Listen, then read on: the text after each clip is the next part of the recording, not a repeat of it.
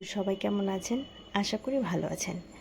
আসলে আজকে বাজারে গিয়েছিলাম, গিয়ে দেখি টমেটোর দাম এত কম, মানে 10 টাকা কিলো। তো ভাবলাম আপনাদের সাথে একটা জিনিস শেয়ার করি, যেটা আমি অনেক আগেই শিখে রেখেছি। আর এটা শেখার কারণ ছিল, আমার জীবনে একটা স্বপ্ন আছে যে আমার একটা রেস্টুরেন্ট হবে। তো রেস্টুরেন্টে কিভাবে সারা বছর তারা টমেটো রেখে দেয়, সেটাই আজকে আপনাদের সাথে শেয়ার করব। তো এখানে টমেটোগুলো কেটে নিচ্ছি।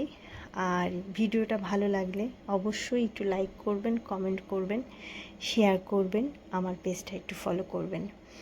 আর আমার আসলে রেস্টুরেন্ট করার ইচ্ছে হচ্ছে, মানে যারা ভালো খাবার খেতে পারে না তারা আমার রেস্টুরেন্টে এসে ভালো ভালো খাবে, এই স্বপ্ন আর কি।